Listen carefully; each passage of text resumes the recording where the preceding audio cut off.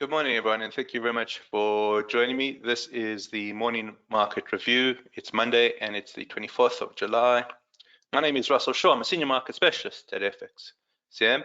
Before we get into the webinar itself, I'm just going to run through our disclaimers.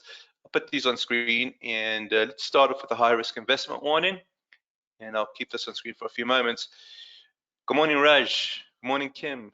What a pleasure to have you on the webinar this morning. Thank you, everyone, for signing in this morning. As always, it is highly appreciated. We've got a big week this week. We've got 3 central banks and another one next week.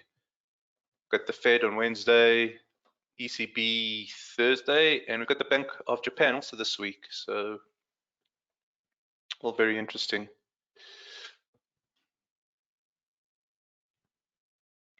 All right, here's the market commentaries disclaimer. Just want to keep this on screen for a few moments as well.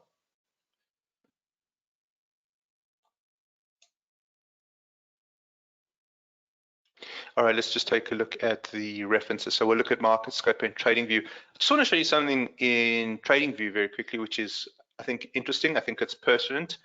Looking at the daily 2-year yield on the top chart, we're looking at the US dollar in the middle, and then we're looking at the correlation coefficient in the bottom chart. It's just for the month of July. And I just want to show you how the correlation coefficient has really become positive over the last month. Let's make this like that, and let's put in one more label, indicator label. Yeah. Okay, so it's at 64%.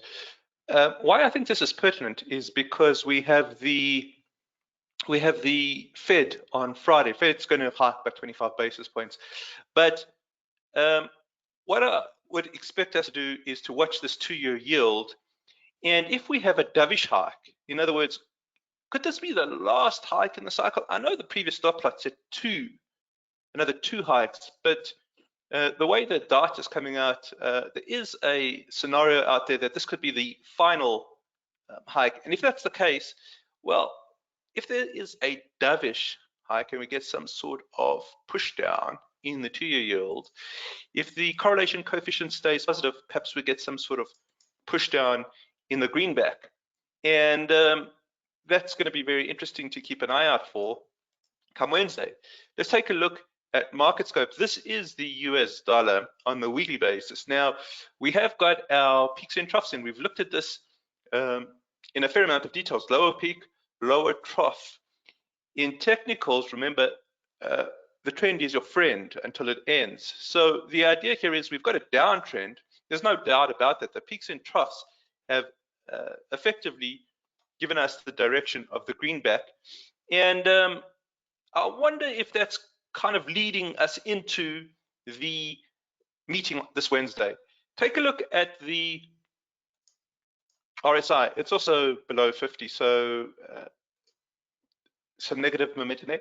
And then we have got a trend following indicator, and given that we have now just started trending, I think it's worth keeping an eye on 30-week exponential moving average.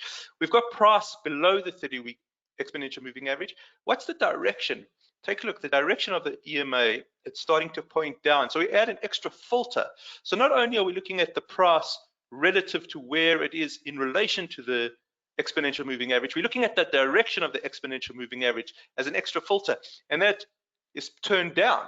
So it does seem as if there is a bearish bias on the US dollar as we head towards Wednesday. Now, let's go through to the daily chart here, and it's pushed back all the way to a support turned resistance area. It's actually challenging this resistance area. I think it's something that you and I have to watch.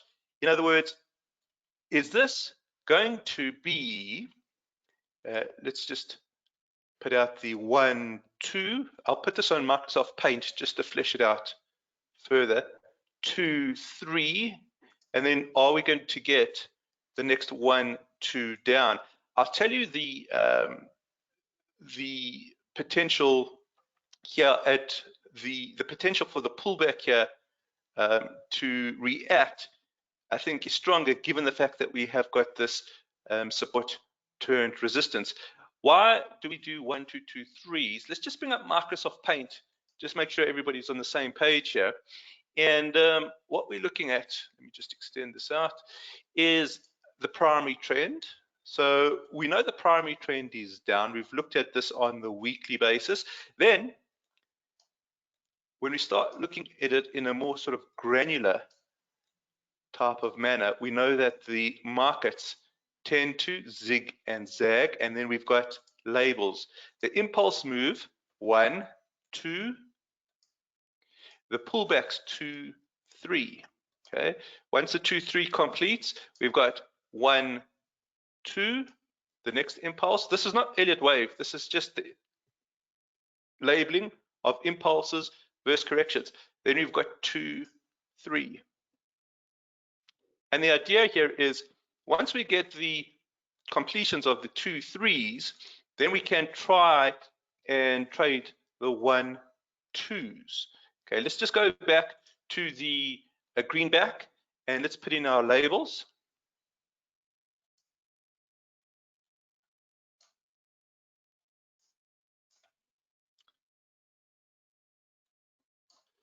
All right.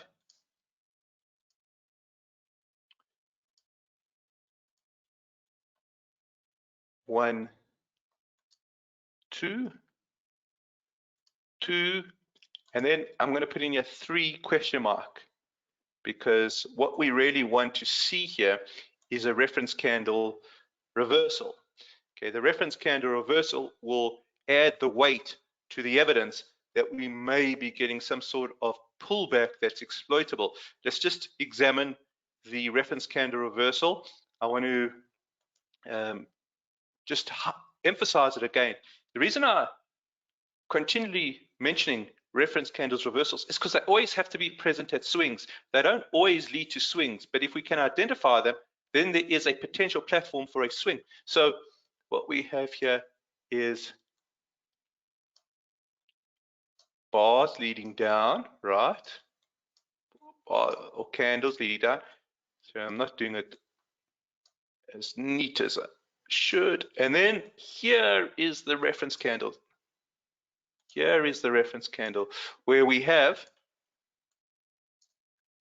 when we're looking at a downtrend, the correction will have the highest high in at least 3 candles, and then the candle to the right of it closes below the reference candle's low, and then we have a potential swing that's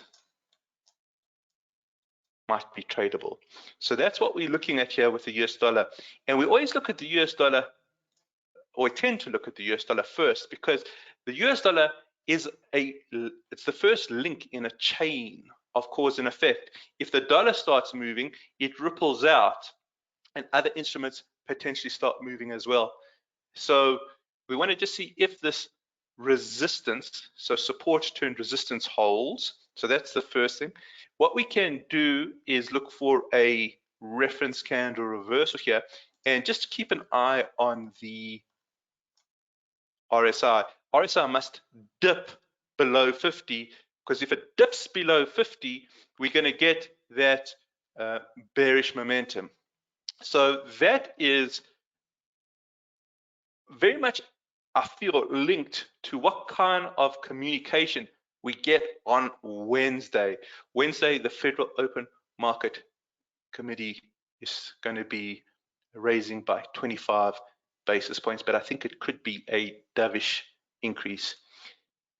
What's the flip side of this argument? I think it's worth mentioning that there is a potential for risk off. And this makes this week's trade complex. Why would I say that?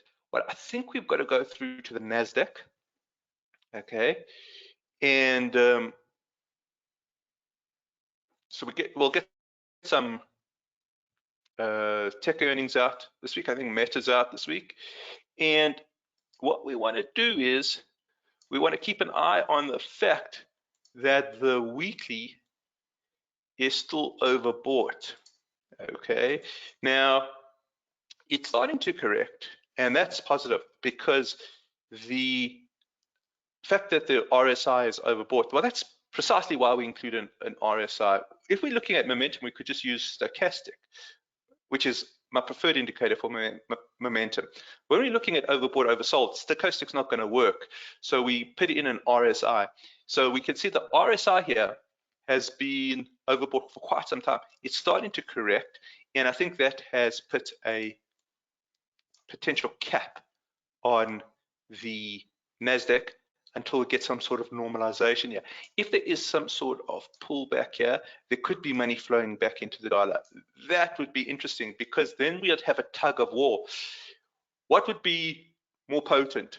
The movement out of risk, or the fact that, and this remains to be seen, or the potential for the Fed to come out with a dovish hike.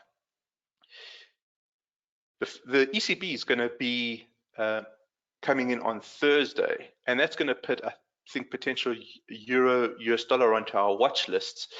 And I think that the ECB is going to be more hawkish than the Fed, and that's something I want to explore here as well, just so we start preparing for that. So just before we move on to Euro-US dollar, let's just reiterate that we have a potential 2-3 correction on the US dollar. What we want to do is we want to wait for a reference candle reversal. We want to wait for the RSI to show some sort of negative momentum, and then potentially we have price reacting off of a support turned resistance. We just got to be very careful of the fact that risk markets still seem to be a little bloated. Okay, let's take a look at Euro versus US dollar. So let's bring up Euro US dollar. I think these are going to be in play this week. And we've got here the weekly chart. Remember, we looked at a downtrend on the greenback. Well, if we've got a downtrend on the greenback, it's no surprise we've got an uptrend on Euro US dollar. Okay. Not only do we have an uptrend on the Euro US dollar, we've got positive momentum. Now, this is on the weekly chart, so we're looking at primary trend, and we've got the price on top of that 30-week exponential moving average. Which direction is the 30-week exponential moving average traveling? It's traveling up. So we've got the extra filter in. And again, if we get a dovish hike by the Fed and a more hawkish hike by the ECB, this trend would be very, very interesting. Why do I think that the ECB has to be more forceful than the Fed? Let's just look at this on a fundamental level. And what we're going to do is we're going to be looking at tradingview.com. So what I want to show you guys is the Euro area inflation. Okay.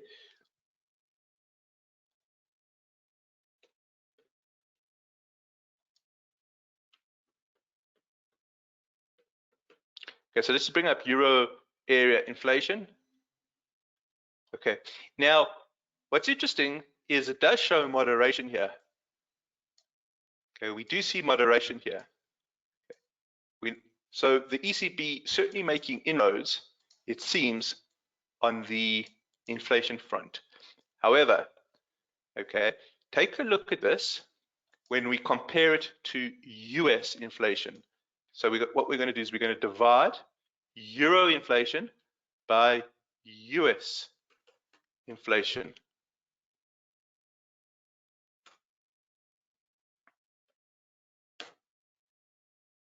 Aha, now take a look at that. Completely different chart. Euro inflation is still outstripping US inflation.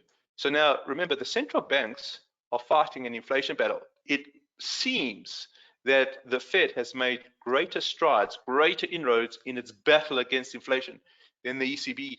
The ECB has. The ECB still has a fight on its hand. So it makes sense that the ECB is a little tougher on its inflation battle. It's a little tougher in its fight on inflation, I beg your pardon. So you can see that the relative strength of euro inflation versus US inflation certainly skews the inflation profile, and it seems more severe on the euro side. Now, what we can do is we can go through to the next chart here, which would be the 2-year spread. So we'll just use the German 2 years and we'll minus the US 2-year spread. Okay, let's bring that in.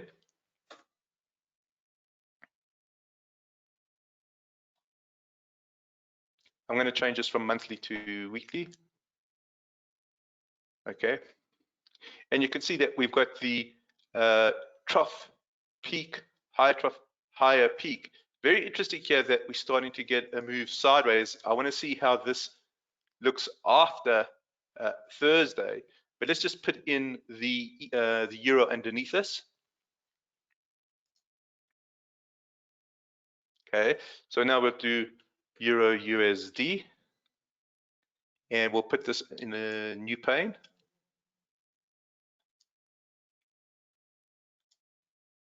Okay, and you can see the higher trough, higher peaks here. There is an interesting movement up here. In other words, it's almost as if the euro is anticipating the relative hawkishness this week. So this week, again, I think is pivotal, and it's going to be very interesting to see if the 2-year spread moves after Wednesday, Thursday. One more thing just to add to this analysis, and that's going to be the correlation coefficient. So let's just go ahead, put in the correlation coefficient here, and we'll just read the correlation coefficient between the spread and the euro US dollar.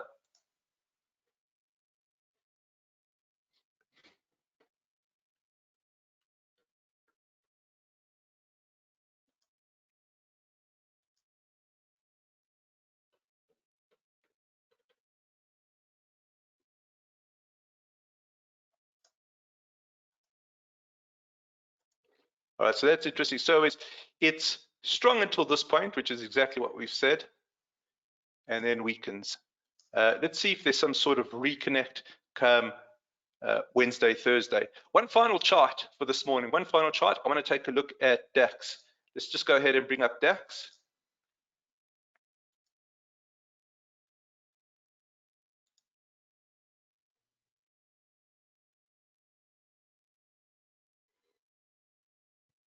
All right, just bear with me a moment. Here's the DAX. All right, so DAX for quite some time has been moving laterally. There was a brief push down, which seems to have recovered. Again, what I'm looking for is some sort of sign that we have a bullish reference candle. We don't quite have that yet. This long red candle, that's the this long red candle, that's the reference candle, and I'm just looking to see if price moves above that. We don't have price above that just yet, and it's actually moving quite laterally at the moment. It's in zone 1, but it's on the border of zone 1, zone 2. What we can do is, given the fact that it's in zone 1, we can take a look at the support areas just to see if they hold today. If the support areas hold today, the fact that the daily is in zone 1 might carry upwards. So we've got quite a nice confluence of support on the S1 pivot. Keep an eye out to see if the EMA is crossed to the upside on that S1 pivot. Keep an eye to see if the stochastic crosses as well. That would be the 2 triggers. And if we get the 2 triggers pushing, then it's all about momentum. And the momentum is determined by if the stochastic heads to the upper quintile and holds. If it gets into that upper quintile and holds, then we potentially have some sort of swing here. And you can see we've just gone, the cash market's just open, so this S1 level is holding quite nicely. Let's just give it some room to breathe, perhaps the next hour or so, see if we get the crossovers, and then potentially DAX in play as well. All right, if there's any questions, go ahead and type this in. Let me just see if there's any questions that have come up.